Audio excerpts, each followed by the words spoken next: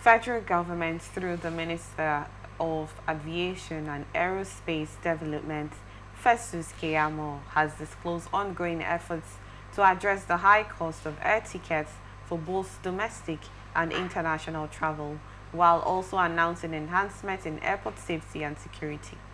Keyamo disclosed this in his remarks at the ministerial press briefing on Thursday in Abuja. Speaking on the issue, he outlined key factors contributing to exorbitant fares, including limited access to affordable aircraft leasing, trapped funds of foreign airlines, and high airport taxes.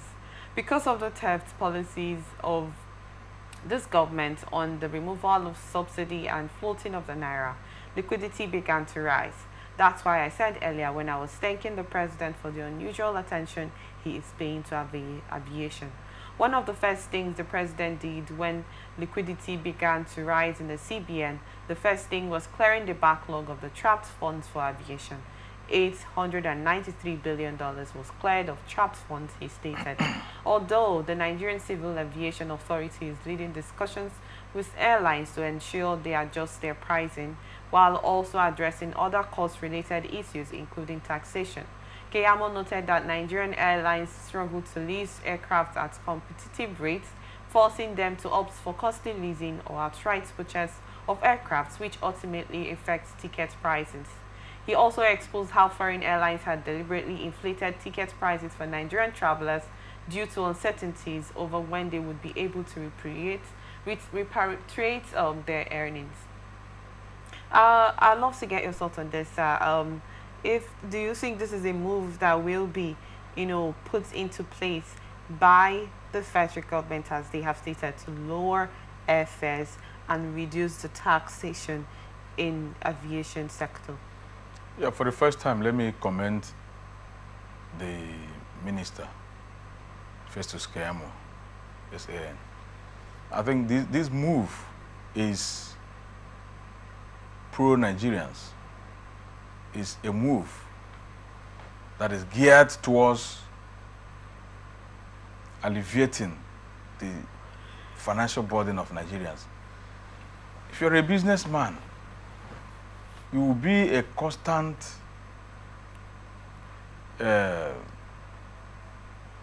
you will be making movement, and movement on via air is smoother and easier and faster. But we found out that of late is becoming burdensome. I remember a few years back, I had a business interest in Lagos. I was flying every week because it was cheaper. Just about 25,000, you've gone to Lagos. With 50,000 naira, you've gone to Lagos and come back. It was cheaper compared to what it is now. So, even then, you can even get at the flights of 23,000. But look at the price. It has skyrocketed. That is why you see even businessmen using their private vehicles, traveling that far. Maybe you have 1 or 2, 3 persons that is needed in that business. People drive from Port Harcourt to Abuja. People drive from here to Lagos. Because the hike in price of the air ticket. So if he can achieve this, he has contributed his quota to the business industry.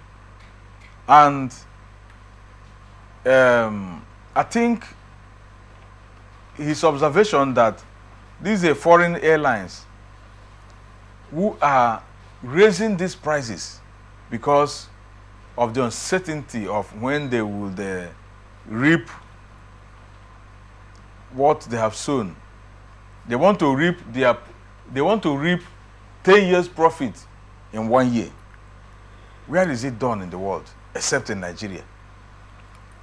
That is why I've been shouting it here and saying it here, that when the government wakes up,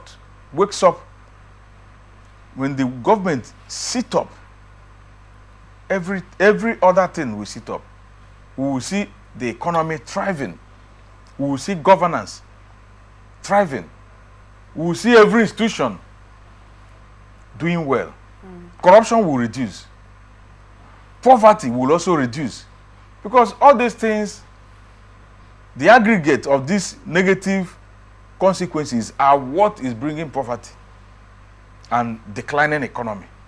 By the time the government sit up, look into these things you think don't matter, we'll get it right in this country. So I highly commend the aviation minister, Festus Keyamo, son, for this move. And I pray that he will sustain it and achieve that. He would have contributed his quota in reducing the financial burden of Nigerians. Okay, thank you on that, Barrister Okoro. If we look at this move, you've said that it's a commendable one, undisputable, yes, it is. But there are other, aside the taxation, there are other issues surrounding the whole airfares aviation situation, which is the customer service situation, where the delaying of flights, canceling of flights, and I've been a victim of okay, what actually happened? We landed and our luggages didn't come with us, and there was no pre-information. Nobody was told about it, and then the passengers started, most of them that had the energy to talk said a lot of things, and instead of this officials to explain and calm the situation, they literally wanted to have a backlash with the passengers, which is not supposed to be. Aside the lowering of airfares, which is necessary because of the fare, like you stated, money is involved, there should be also a sensitization in the customer service sector, where there should be necessary things that will be provided in that instance. Well, I want to get your elaboration on that part, please. You see, these are the laxities that we have allowed to thrive in this country, because those that are put at the helm of affairs, I've said it here most times, is a misplaced priorities. Misplaced when you put a square peg in a round hole, it won't fit in. We've said it here, put technocrats. Let your appointment not be settlement for settlement purposes, party settlement, quota, whatever, and business associate settlement and all the rest. Put the right people who have an idea. What stops, for example, in aviation industry, let me use aviation industry for example. You want to make a minister. Don't we have people who have worked and retired from the aviation sector, who know much about this, who have experienced the good, bad, and ugly? If you bring such people on board, they will be able to say, this is why we have this, and this is the experiences we encounter. And I think this is what we need to do. Such people should be allowed to head such sectors or parastatals. But when you just bring anybody, you bring a lecturer, because he has been a party loyalist to a governor, you say this person should be is your nominee. He have been very loyal and supportive to you. You people have been doing one or two businesses together when you were governor, when you were whatever in your state, and he's favoring you. You want to insist that that is the only right person to use. It's misplacement. Okay, sir. Let me also find out from you. This move you said it's not a bad one, But if you notice, there are airlines that are independent, and I want to find out, does Nigeria have an airline that is really functional? Because in as much as this want to be put in place by the federal government in order to reduce fares, is there no possibility that we can have a federal government funded airline where there's a subsidized rate in that instance, so it's easy and not trying to cut down on most of these airlines that they have stated? After Virgin Nigeria, I don't know the next airline Nigeria I've heard. And then there's this, the Virgin Nigeria has the same price with all other airlines, isn't it? Yeah, it's the same. So how would that help Nigerians, since they want to lower the airfares? Because I feel that's a better move, if you may ask me, instead of trying to lower airfares from most of these independent airlines from that aspect. No, but you see, some of these things happen because when there is no competition, you see that monopoly will thrive. The way you set, when there is a monopolist economy, will always set the price, and there is nothing to nothing to drive it down, because you don't have any competitor. So if the national carrier is there, like the Virgin Nigeria is there, and your price is comparatively cheaper, Nigerians will be using it. The other ones will be forced to set their rate, their price at that. So we are not saying that they must make their own cheaper, but what we are saying is that with them, when you don't inflate your prices, the other ones will be checkmated. I don't know whether you're getting my thought on Yes, this. sir. Yeah, because there is competition. People will always fall back to our national carrier, our national airline. Yeah, but when you allow these private airlines alone, you don't have your own, they could set any price. If you don't want, you leave. So national carrier airlines are important to be in place. And then the question is, how many Nigerians still patronize this national carrier? Because Do you even have it? Now, which one is our own now? Is Virgin Nigeria still there? so how would they implement this low airfare, to lower the airfares that they have tried to put in place? Well, the aviation minister knows where the trouble started. So for him to rise up on this, he knows what to do. Probably he knows that the price of petroleum products have also reduced. Probably they set these prices, the hike in these prices were when the price of petroleum products were high. And now that it has come down, you also should recall that even the transportation on land, the prices have reduced.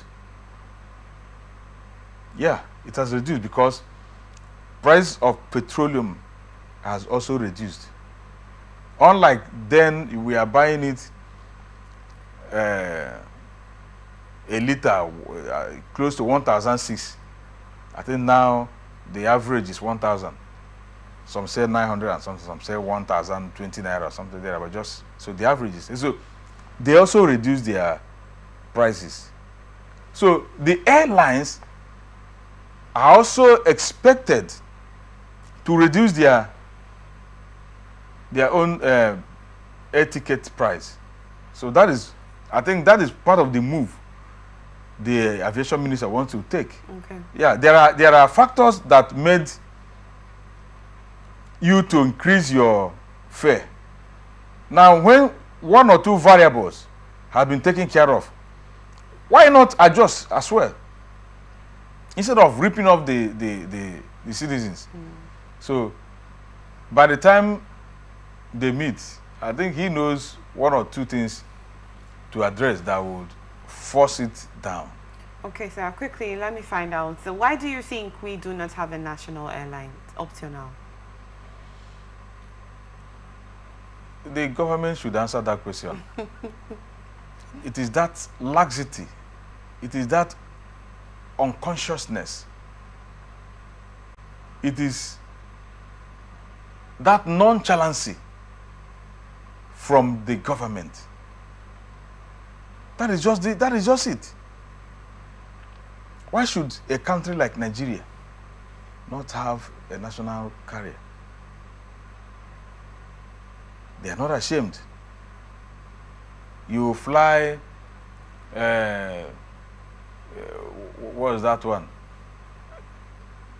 You very soon we'll begin to fly Togo Airlines in Nigeria. So, I've said it, governance is not a child's play. If you know you are unfit for it, don't go for it. Allow those who are fit. Allow those who have the mental capacity. Allow those who have the acumen for leadership. Allow them. Probably if you need settlement, you discuss with them on how they will be settling you. Not going to occupy a position you know you cannot deliver. Leadership involves planning. In fact, strategic planning for that matter. Yeah, I don't know what is in leadership, you always have short-term plan and long-term plan. In Nigeria, everything is ad hoc. You just wake up to address an issue. You wake up to address this issue. When people cry in this way, they say, okay, you just do palliative. You do palliative. The other day, we shared money to market women. How does that alleviate the poverty? How does that make the economy to thrive? You have to have a short-term plan, a medium-term plan, and a long-term plan. You have 5 years plan, 10 years plan, 25 years plan. You see, this Western world, including America, some of the plans their leaders make, they are not the ones to enjoy it. They make these plans for the future. 50 years plan, when you know that you're already 80 years, are you going to live to witness it? So, but here, we want to do something. If I invest today, let me reap it this year. They are not talking of let it be for our children. But it is for them, themselves, at that particular time. So that is the issue. Governance is a serious business, but we take it as a joke. That is why in Nigeria it's an all-comers affair. Anybody can come. Somebody from prison will leave prison today, go and contest the election anywhere and win the election. Thank you so much for that, Barrister Okoro.